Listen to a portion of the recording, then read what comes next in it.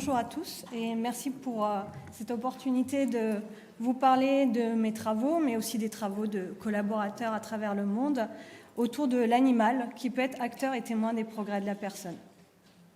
Alors, je vous propose de remonter un tout petit peu dans le temps pour faire un tout petit cours historique. Les premières descriptions cliniques, elles remontent dans les années 60-70, avec Boris Levinson, pour ceux qui connaissent le domaine, mais aussi en France, avec un vétérinaire qui s'appelait Ange Condoret et qui travaillait du côté de Bordeaux. C'est aussi à la fin des années 70 qu'on voit émerger aux États-Unis les premières associations de chiens d'assistance. Et il faudra attendre 1989 pour la voir arriver en France. En premier, c'était Andy Chien. Ces deux associations font parmi leurs premiers bénéficiaires ont eu des familles d'enfants avec TSA. Alors ça, c'est sur le terrain, mais pour les chercheurs, en fait, il va falloir attendre la fin des années 80 pour voir publier la première recherche sur les bénéfices de séances de médiation animale pour des enfants autistes. Et il faudra attendre la fin des années 2000, soit 30 ans après la remise des premiers chiens d'assistance, pour que les chercheurs mettent en évidence les premiers apports de ces chiens dans le quotidien.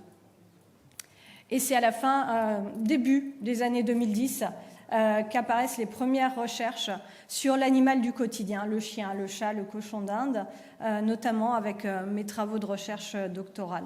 Et depuis, c'est une explosion des livres, des témoignages, de la littérature scientifique, que ça soit sur les bénéfices de la relation à l'animal, mais aussi sur plein de thématiques autour de la relation entre les personnes TSA et les animaux. Et je vous propose, là en 20 minutes, de faire un petit détour par la connaissance actuelle qu'on en a. Alors commençons par l'animal à la maison, que ça soit le chien d'assistance qui vit 24 heures sur 24 avec la famille et l'enfant avec TSA, mais aussi les animaux de compagnie, quelle que soit leur espèce. Et quand on regarde la littérature, on se rend compte que les bénéfices peuvent être sur différentes sphères. Et je vais vous les décliner avec vous et vous présenter les résultats de recherche qu'on a actuellement. Alors commençons dans un premier temps sur les bienfaits de la sphère de compétences de communication et d'interaction sociale. C'est une sphère où les personnes avec TSA présentent des difficultés. Et on se rend compte que grandir auprès d'un animal permet à l'enfant avec TSA d'évoluer avec un être qui est un véritable partenaire d'interaction et avec qui il pourra établir une relation signifiante. En fait, l'animal devient, qu'il soit chien, chat, cochon d'Inde, chien d'assistance, un vrai booster dans le développement de ses enfants. Et dans cette notion de booster, en fait, on peut noter, selon des études qui ont été faites par le biais de questionnaires, mais aussi quelques observations directes, que l'arrivée d'un animal dans la famille permet à ces enfants, à ces adolescents, une amélioration de la communication et du langage. Plus d'interactions réciproques, mais aussi plus de comportements d'aide et de soutien envers autrui. On a été plus loin récemment avec un collègue en allant explorer les apports cognitifs des animaux, et notamment par le biais d'une tâche de reconnaissance d'expression faciale couplée à de l'eye tracking.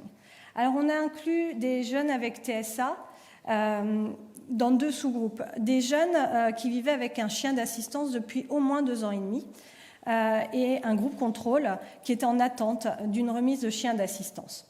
On leur a proposé donc d'explorer des visages avec différentes émotions. Les résultats sont assez étonnants.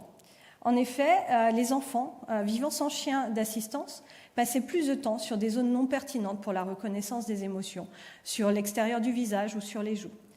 Alors pour les enfants qui vivent avec un chien d'assistance, ils ont des stratégies d'exploration qui sont plus distinctives dans la reconnaissance des expressions, comme vous pouvez le voir ici.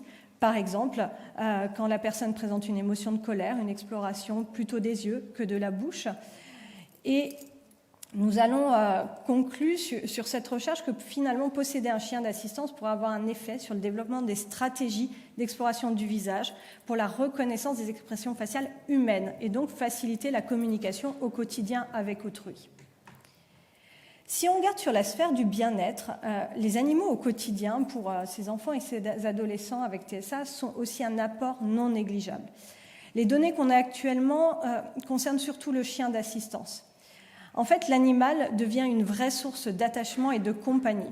Et comme le rapportent les parents sur la base d'entretien, c'est une réelle réduction de la solitude. Sur des revues de littérature complètes, on voit que ce chien d'assistance apporte une meilleure humeur générale, moins de problèmes d'anxiété, moins de symptômes dépressifs. Et ceci ne se limite pas aux chiens d'assistance. C'est aussi le cas avec des enfants et des adolescents qui vivent un chien, un chat, un lapin. Donc ce sont vraiment ce sont des choses qui sont transversales en termes d'apport. Si je vous donne un exemple plus concret de recherche qui a été menée au Canada il y a quelques années, où un organisme remettait un chien d'assistance et des mesures de cortisol étaient faites avant l'arrivée du chien d'assistance et dans les semaines qui suivent. Le cortisol, vous le savez peut-être, c'est une hormone reflet du stress.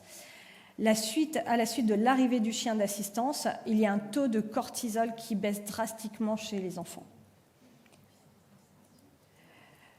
Quand on s'intéresse aux comportements défis que peuvent rencontrer ces jeunes avec TSA et qui peuvent interférer dans les activités quotidiennes, on se rend compte que là aussi, le chien d'assistance a un rôle majeur.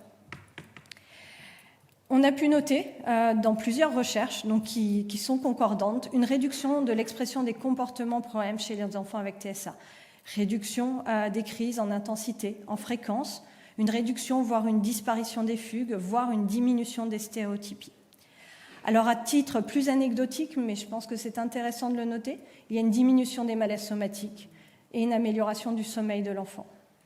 On se rend compte des conséquences positives sur la qualité de vie de l'enfant que ce chien d'assistance au quotidien leur amène. Enfin, et en raison des comportements atypiques, des difficultés à respecter les normes d'interaction, les jeunes avec TSA, quelquefois, sont sujets à jugement, sont laissés à l'écart. On en a entendu parler ce matin. Et en fait, dans la littérature scientifique, on a montré que la présence d'un animal aux côtés de l'enfant a pour effet d'attirer les autres personnes vers lui et de promouvoir des interactions sociales positives. De plus, en ce qui concerne les chiens d'assistance, si vous les connaissez, ils ont un signe distinctif, une cape, un harnais, et ça permet une identification du handicap invisible par les personnes et ça va réduire le jugement et encourager la bienveillance vis-à-vis de ce jeune et de ses comportements atypiques. Et je voudrais vous citer l'exemple de Suzy, qui est une jeune qu'on a eu l'occasion de suivre avec un collègue, qui s'est fait accompagner dans toute sa scolarité au collège et lycée par Gringo. Et clairement, Suzy nous explique que sans Gringo, elle n'aurait jamais été jusqu'au bac. Et ça lui a vraiment permis d'avoir une scolarité la plus simple possible. Mais au-delà de ces cas de sphère d'effet sur les jeunes avec TSA, les bénéfices de la relation à l'animal vont aussi s'étendre à la famille. Ça ne se limite pas à la personne TSA. Et de manière générale, avoir un animal contribuerait aussi à un meilleur fonctionnement familial chez les enfants, chez les familles d'enfants avec TSA. Et en fait, l'arrivée d'un animal dans la famille amène les parents à avoir moins d'anxiété, moins de stress et une amélioration du sentiment de compétence parentale. À l'heure actuelle, on est sur un gros projet avec l'association Handichien et la fondation Mira au Canada et on a des résultats similaires aussi avec un changement des stratégies d'éducation des parents vis-à-vis de leurs enfants. Et si vous voulez qu'on en discute, on pourra le faire au moment des questions. Alors là, je vous dresse un peu un portrait idéal, mais j'aimerais aussi vous faire un warning très important. Parce que l'arrivée d'un animal, ça peut être aussi un surplus dans la charge parentale. Et vous savez très bien que la charge parentale est déjà très importante dans les familles des jeunes avec TSA. Alors ça, c'était au quotidien, à la maison, mais les jeunes avec TSA ont aussi l'opportunité d'autres contextes d'interaction avec les animaux. C'est dans le cadre de la médiation animale. La pratique, c'est très souvent avec des chiens, des chats, des chevaux. On a quelques études avec le lama ou le cochon d'Inde, mais ça reste plus rare. Alors, si on prend la littérature d'un point de vue global, on a plus de 50 études scientifiques aujourd'hui publiées sur cette thématique qui vont toutes globalement dans le même sens de réels bénéfices. Des comportements sociaux positifs qui sont plus présents, des interactions sociales plus adaptées, un développement du langage, de la verbalisation, des compétences motrices qui s'améliorent, l'isolement social qui se réduit et des comportements sociaux négatifs aussi qui se réduisent. Quelques exemples plus concrets, notamment la toute première étude menée par Edefer et Goodman, où il y a eu un suivi sur plusieurs semaines d'enfants TSA entre 5 et 10 ans, dans le cadre de médiation avec le chien. Et au fur et à mesure des séances, il y a une augmentation des comportements prosociaux, notamment plus d'initiation d'activités conjointes, et aussi une réduction des comportements autocentrés. Donc ces résultats avec le chien se confirment par d'autres études, et on a aussi sur le volet équithérapie.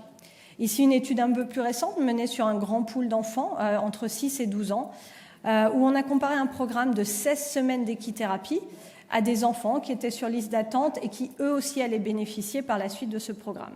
Et en comparant ces deux groupes, il a pu être montré qu'il y a une augmentation des compétences sociales uniquement chez les enfants dans le groupe équithérapie. Alors je ne vais pas vous faire une revue de littérature exhaustive, hein, ce n'est pas le but, mais j'aimerais vous citer des méta-analyses qui ont été faites récemment. Et ces revues sont assez critiques sur les recherches concernant la médiation animale. Selon elles, il y a finalement très peu d'études scientifiquement valides, en tout cas si on se met dans le cadre d'un modèle evidence-based medicine. Et les méthodes sont assez peu diversifiées. Très souvent, on passe par le biais de questionnaires, hétéro-questionnaires ou des études de cas. Et la plupart des études aussi, malheureusement, n'ont pas de groupe contrôle. Alors, ne pas avoir de groupe contrôle, ça veut dire qu'on ne peut pas avec sûreté assurer que les projets de médiation animale sont les seuls qui vont permettre l'amélioration. Est-ce que c'est une prise en charge extérieure à la médiation animale qui pourrait expliquer ces résultats?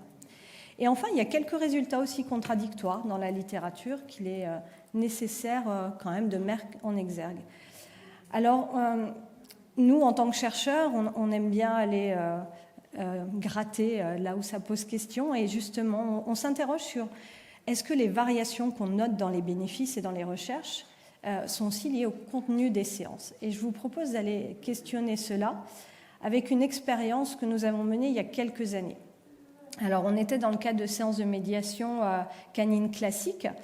Alors, globalement, qu'est-ce que fait un intervenant, un professionnel? C'est qu'il va initier l'interaction entre le chien et l'enfant et essayer que tous les deux communiquent ensemble. Alors, c'est ce qu'on a laissé dans le groupe contrôle pendant 30 minutes. Mais par contre, à un groupe expérimental, on a demandé au professionnel, au bout de 10 minutes, de ne plus porter son attention sur l'enfant et de ne se focaliser que sur le chien.